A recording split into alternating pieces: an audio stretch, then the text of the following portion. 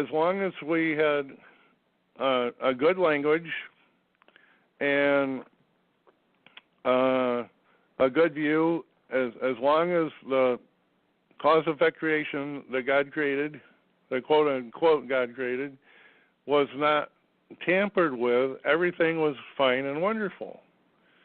But what happened? What really happened here? Well, what happened was, sometime in the past, our world got interfered with. Now, one of the ways that the world got interfered with was we had a couple of reptilians here that came to Earth, and that's a long story that Claudia can go into, where we had reptilians that came here, and to make a long story short, they created humankind through genetic manipulation.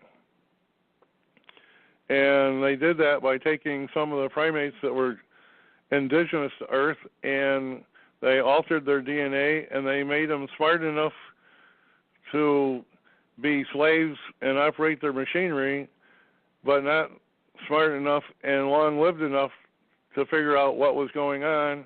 And they also engineered them to be food for the reptilians. So there's been a couple things that have happened since that happened, and this has written down. It's a lot of people have researched this, and one American researcher and writer has been studying human origins for decades, and he points out something very, very interesting. He says that the human DNA has more than 4,000 defects compared with only a few hundred in chimpanzees and gorillas. And here's a key point I want to make. Mainstream science has acknowledged sudden changes in human genetics about 200,000 years ago, and again 35,000 years ago. A lot of people believe that at one time the humans may have had 12 or 13 strands of DNA, and now we only have 2 strands of DNA. But what were these changes in human genetics? What was that all about? Now we're getting down to the nitty-gritty of things here. Mankind, or the beings on this planet, were doing just fine up until their DNA got changed by somebody or some organization or something. So just exactly what happened here is kind of interesting. Now we do know that Enki and Enlil were involved with genetic engineering to create humankind in the first place, but we also know that today there's a bunch of shape-shifting hybrid human reptilians that have shape-shifting capability that can look like real human beings right on the street, yet they can shapeshift into horribly nasty reptilians with a very carnivorous appetite. And they're very intelligent. And how did they come about? How did they wind up here being on the Earth? Well, that could have happened during the period of 200,000 years ago or 35,000 years ago when we had another alteration on the Earth. Now, there was some researchers have thought that maybe the Nordics came in because a number of the shape-shifting humans also have blonde hair and blue eyes, and that's kind of the way the Nordics are, and that they are working with the reptilians behind the scenes trying to control our planet. The biggest problem that we have with DNA manipulation is DNA, as I mentioned before, was used to communicate the background hologram through the 5 senses of man and have the mind convert what they think the holographic reality is to their mind. Well, when this big event came in and the human DNA was altered, there's actually a text that refers to that and the Bible, and it's all over the world. There's many historical documents that show what happened, and in the Bible it talks about the Tower of Babel is one of the most famous stories, where the gods came in and they changed the language of human beings so they could no longer communicate with each other. Well, that's all over. That's not just the Tower of Babel story. It's everywhere. Writings all around the world that the human languages got scrambled. Well, how did the human languages get scrambled? Well, the way the languages got scrambled was the DNA got scrambled. Okay, and this is most interesting. The scrambling of the original language involved rewriting the language blueprint within the junk or non-coding DNA. All right, so before I mentioned a lot of people, and we're told on TV that DNA is all about genes, and if you get if you get the genes from your parents, if your parents have a problem like some disease, you're going to get the same thing, all because of the DNA, because it's genetic only. But there's a lot of researchers that say we have just tons and tons and tons of what they call junk DNA that serves no purpose whatsoever in our DNA. Well, the truth of the matter is, it's the junk DNA that communicates the language, which translates the hologram into what we see as our reality. So, all spoken and written languages that followed from this new blueprint are now operating on a different frequency to the high vibrational global language that went on before, and was over. All the previous communication was overwhelmingly telepathic. The new frequency generated by every spoken and written word in all the languages, the same waveform blueprint, is being decoded by DNA to form a feedback loop. The DNA language blueprint generates the language, which is broadcast by vocal cords and by the written word. Now it really gets interesting. Well, how do they do this? How does the junk DNA, how is that being used for a language?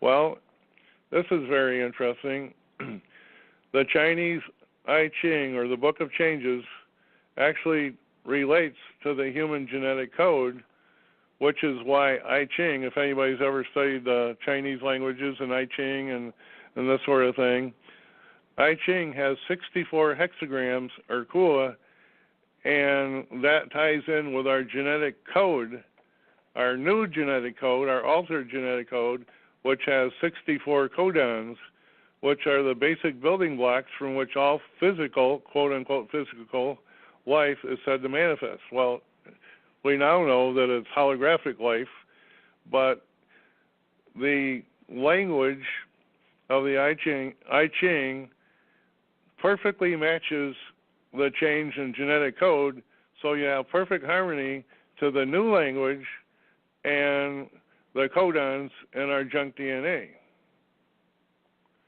There are many other confirmations that have been identified by researchers and experts to connect the I Ching to DNA sequencing, and it confirms that the ancient Chinese, or whoever it was that gave them I Ching codes, had a complete understanding of DNA with the potential to manipulate the DNA.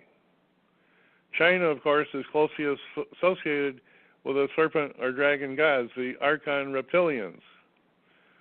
Now, when I talk about the Archon reptilians, I'm bringing up a new subject that I was just starting to get into last week. How do we know about the Archon reptilians? Well, what's very interesting about the Archons, there was a group, many people that have actually studied, trying to find out the truth, maybe studied the Bible, did some Bible studies and that sort of thing, have come across the group of people known as the Essenes, a group of Gnostics that lived in the early centuries of the first millennium after Christ died, and it talks about them living out in Qumran and out in the distance. And when you hear about the Gnostics, all you hear is about the Essenes. Well, what's very interesting is what's not given very honorable mention is the fact that there was another group of Gnostics that had nothing to do with the Christian Gnostics, and they were called the pagan Gnostics. And they also were doing their own thing at the same time the Christians were. So the society, all the scholars have done a really good job in making the reality of the pagan Gnostic information kind of disappear under the table, but there's enough researchers out there that have translated their writings, and what they found was the pagan Gnostics wrote extensively about the archons. And who are the archons? Well, they said that the archons are aliens on this planet that have come here to manipulate the DNA and throw everything off so people can't understand what the truth is. They alter our DNA and perception of reality. And the archons, they said that the two main groups of archons are the ones that created humankind using DNA, which Claudia can tell us more about. And the other group is the Greys, the same kind of Greys that were found on the Roswell, New Mexico crash. These Greys are the ones that go around and work with the reptilians, and they go into people's homes at night and take women out of their beds and take them off to some ship somewhere and do all sorts of DNA alterations on them and put them back and erase their memory. And 3 months later, the woman realized, hey, I'm pregnant, and I haven't any relations. Well, that's the Greys and the archons working behind the scenes to continue altering DNA and working with the DNA changes that they've been doing. So they wrote extensively about that, and I went online a couple of days ago trying to find more information, and all I can, the original information is so distorted by the writers that write about it. They're written by the Christian or Jewish communities, and they altered it just to hide the true facts of it. But the real researchers that have done it, the ones that actually were seeking the truth, have written extensively about it, and that's how David Icke became aware of it.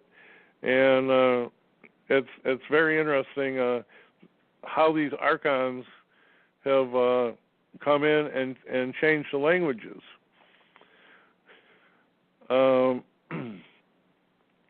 So where does all this get us? All right, so we know that the DNA has been seriously altered. We know that our history goes back a lot farther than mainstream science would have us. By the way, I was going to mention that you have the mainstream science actually acknowledges that you had these changes in human genetics at 200,000 years ago, and again 35,000 years ago. There was a tablet that was found that was called the Sumerian King List. And the Sumerian King List went back 240,000 years, and one of the kings ruled on Earth for 36,000 years, just one single king by himself. And that was all taking place. So there's a lot of stuff going on this planet. So the next thing I want to point out is, well, now that we know that our DNA, well, let me recap here. We're living in a holographic universe that was created, quote unquote, created by God, when He created the heavens and the earth, and everything was fine at the time. But somehow or another, at least in our part of the solar system, somebody came in and supplanted and changed our DNA. Well, the problem with that is our DNA is used to translate the information from the background holographic universe into our brain, where our brain translates that information into the reality of the illusion, so we can experience this illusion the way that we came here to experience it. Well, so far so good, but then all of a sudden whether it was 200,000 years ago or 35,000 years ago or whenever it was. And maybe these times are way off. It could have happened way before then. I'm just pointing the ones that are in mainstream science, and they're not always exactly 100%, which I'm sure you all know. Well, anyway, at some point in time, our DNA got altered. So what happens when our DNA gets altered? All of a sudden, our clear view of cause-effect creation gets blurred. All of a sudden, we're looking through a prism, or we're looking through a glass window that's no longer clear, where the glass is distorted and maybe cracked in places where you're not getting the full picture. You're only seeing fragments of the picture, and you're not getting the clear picture anymore. So this is the reason why when we go on the real side, we get a clear view of what's going on. When we're looking at things from the creating side, we can't see the full picture. That's and that's why a lot of things don't make sense in this reality that we're living in. Well, anyway, here's the next step of what I'm going to say here is one of the things that happened, and if you go back and do research, there was a Russian scientist that years ago, his name was Immanuel Velikovsky, and he did a big study of event changes that happened on planet Earth and throughout our solar system, and he discovered that just in recent times, within maybe the last tens of thousands of years, we've had some major events going on within our solar system and maybe even neighboring solar systems, and planets have been collided with. We know that Mars was virtually destroyed. We know there's an asteroid belt out there and a whole bunch of other things that have taken place. And one thing I saw I was watching a TV special, a National Geographic special, I think it was, where they were talking about Enki and Enlil. And Enki was the chief architect behind the creating of human beings. And one of the interesting things about that was, according to this program, I don't know how true it is, and maybe Claudia, you could comment on this. On this program, it said that at a point in time, Enki built up this kingdom, and he was making all the profit and all the money from it and everything. And Enlil, his brother Enlil, got really jealous, and he decided that he had enough of Enki, and he came in, and he was one of the principals involved in wreaking havoc within our solar system. And he even went on to so far as the old story goes, it was Enki that warned Noah, whoever that might have been, the person of Noah, to build an ark and get ready for a huge flood on this planet.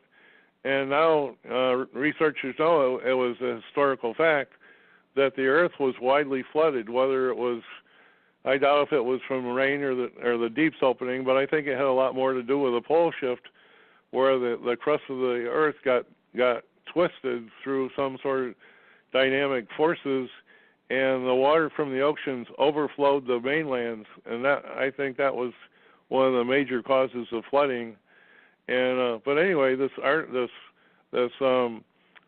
on TV said that Enki's brother Enlil was responsible for this, and it created really widespread damage to the Earth. Now, another interesting aspect, before I go into too much more about that, is I've been studying some of the Satanism. David Icke really goes into this, and he says that most of the Illuminati and the secret societies, most of the corporations, businesses, and religions all worship Saturn. Saturn is a very, very big factor in the worship. Almost all the symbols, like the all-seeing eye, is not the human eye. What the the all-seeing eye is Saturn with its rings. If you can just picture Saturn tilted towards you, you see the planet in the middle. That's the eyeball, and the rings around Saturn is the rest of the eye, forming the eye. And the Saturn was worshipped so heavily because before all these changes in our solar system took place, it is said that Earth actually was in orbit around Saturn. And Saturn is basically a dwarf sun. Believe it or not, Saturn puts out more energy from itself than is received by the sun. It's a huge, they call it a planet, but it's really a dwarf sun, and it puts out more energy into the solar system than is received by the sun. So it's a very active, energetic body. And that's what was very, very heavily worshipped by the Illuminati and the reptilians and what? And Egyptians. And so that's where a lot of this worship came from. So when all these events took place, in the aftermath, the planets and dwarf stars like Jupiter and Saturn, they were realigned, and Earth was placed in its present orbit. And according to David Icke's research, what he found was that the people that were running Saturn with all its moons, with all the people living on all the different moons it has, are really the source of the worship that we have today. And in order to amplify the signals where they're coming in, and they are altering the signals from the cause-effect creation, they are actually transmitting information from Saturn.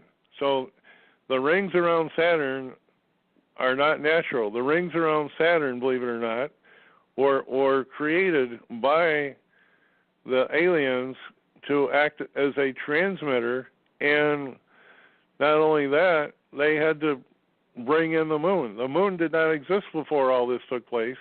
The moon is an artificial construct that was placed where it is today. It doesn't fit. There's no logic reason for the moon to be where it is. But according to David Icke's research, he says the moon is an amplifier that amplifies the transmissions that are being sent from the reptilians on Saturn, broadcasting frequencies that our DNA picks up and changes our outlook and distorts reality, so we do not see the true picture. We do not see the everything the way we would see it from the real side, which is not distorted. But as long as we're living in this holographic universe, we have to look through, we have to use, as long as we're using our mind, our senses generate the information that we see, and it's very, very distorted. And that distortion comes from the transmissions from Saturn amplified through the moon. Now, what's very interesting about the construct of the moon, I'll just throw this in there, the scientists that have been there, now I don't believe they got there from the Apollo program, but the scientists that have been to the moon, they did some early tests, and they set off charges. Well, first off, they set up some seismic equipment on the moon in different places, and then they set off some charges on the moon to see what would happen. And the first charge was a small charge, explosive they set off, and they said that the moon rang like a bell, which means it was like a hollow bell in a watchtower. It just rang like a hollow bell. And then later on, another experiment, they used a much bigger charge, and this next one, they got what sounded like a huge brass gong going off, just a gong, which vibrated for like 35 seconds or something. And then in the 90s, they sent up another big explosion, and this explosion had no feedback whatsoever. They had a huge explosion, and it just died on the spot. And that's when scientists found out that the surface of the moon has a dampening device underneath the surface of the moon. The surface of the moon is just covered with titanium that was melted and flowed out on the surface to act as a titanium surface to block any meteorites from penetrating the surface of the moon.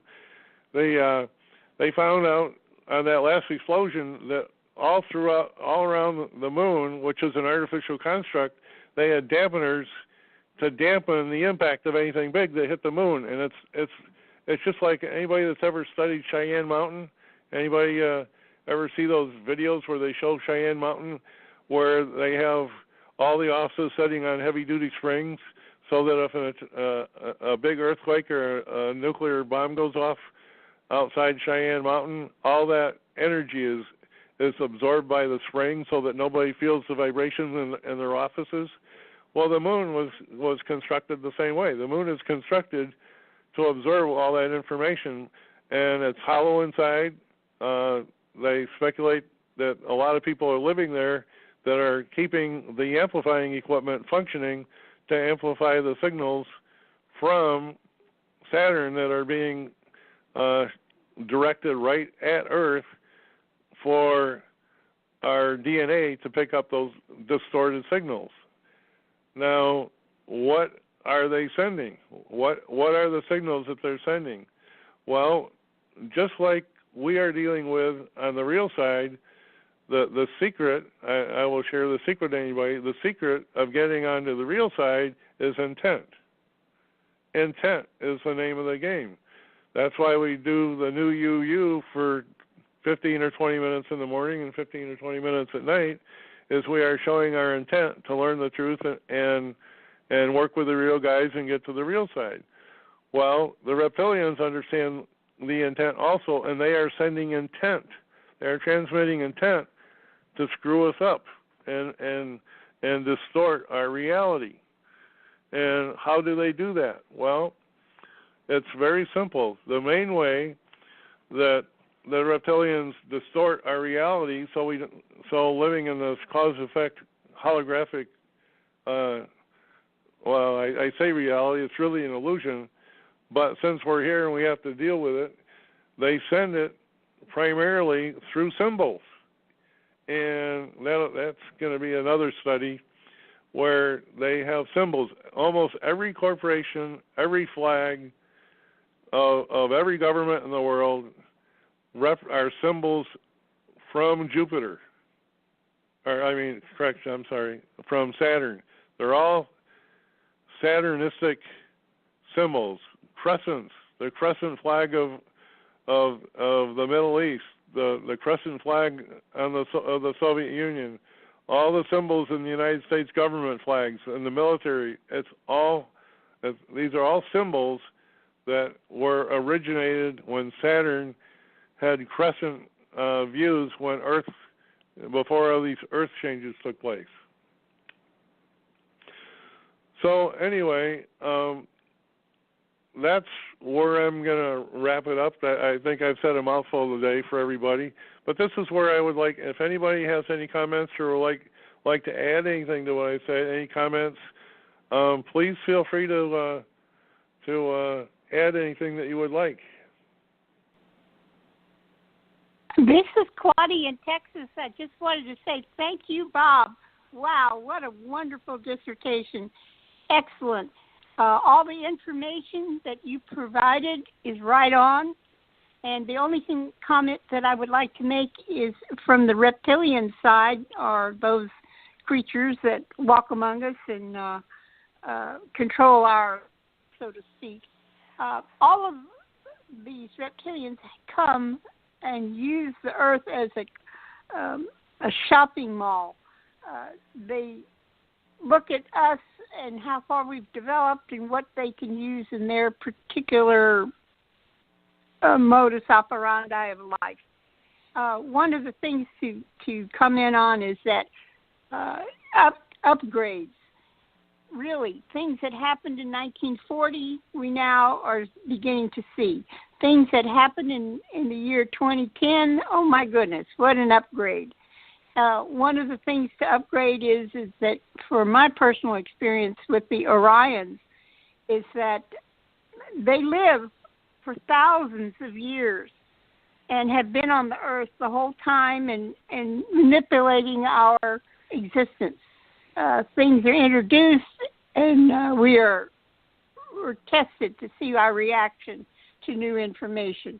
Right now, if you look at past history going back several thousand years, you'll see how religion has evolved, government has evolved, and they keep us right on track in this continual classroom experience.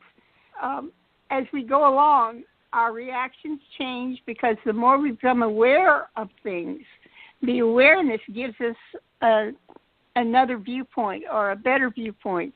Or like you say, every time we sing the new you, and go on the real side to look at information, we see it from the part that's not distorted. And you're left with the dilemma of, oh, here's real life when I'm awake, and here's real life when I'm asleep. Now, which one is the real one? We have to think about it. And as we go through years of evolution on Earth, we see how the reptilians it's the same God in every epoch of history. I mean, people who were living in Egypt, people who lived in different parts of the world, a long-lived reptilian can appear as a god in different cultures on different parts of the planet. The Dogon tribe in South Africa really communicated with the people or the creatures in the constellation of Sirius. They have a different type of evolvement, and they have different capabilities. The Orions are more technical, and the Sirian people are more in tune with nature. So it's interesting to see their viewpoint of life, two different angles. The one thing that I want to leave with is that the Orions have the capability to do everything that we are doing with mechanical things to create a hologram. They do it naturally.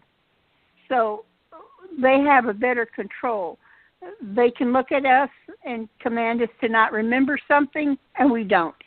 They know how to manipulate our genetic codons, the DNA, and change our viewpoint of stuff. And, of course, the frequency is underlying all of this. So thank you, Bob. That was just fabulous. Thank you.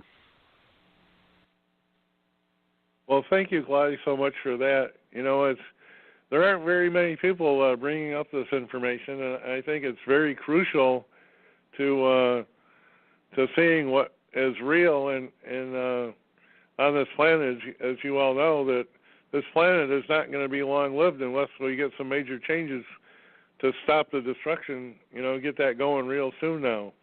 Hi, this is Tim in Oregon. Go ahead. Yeah, I was just thinking about this DNA and the hologram and the real self, which doesn't seem to have a physical body with DNA, no eyes and no ears and no smell and taste and touch. And the reason why we came here and all these experiences, whether it's with reptilians, that we may have once upon a what's called time been ourselves for maybe millions of years, to go through all these psychic realms and all these experiences to find out what is real. We're finding out just like the reptilians are not God, so that's not real. We find a comparison compared to like the real universes to get out of these psych realms so we don't have to reincarnate and go through any more of these seemingly hard lessons that what we call life seems to be full of here on Earth, whether it's the reptilians that cause them or our DNA being altered so that we're, instead of real love, don't have it, and why we have these wars for the reptilians or their representatives to, it's like if we're here to be slaves, if we came here to be slaves to see, or for these reptilians to learn the experiences of what isn't real, like in the real universes, we're not slaves, we're free beings of real light. So all of these experiences here in the psych realms just seem to be lessons that are needed for us to have a comparison of what isn't real compared to what is real. Well, I think that's going to wrap it up today. If nobody else has anything else to say, I'd like to end the show today by everybody joining in at the same time and singing "New You You," and then we'll end the program. So if everybody's ready, and 3, 2, 1, everybody sing "New You You," and we'll say goodbye. All right, New You, New You, New You, You. Well, thank you, everybody. A wonderful show, and we'll see you next time. Goodbye. Thank you, Bob.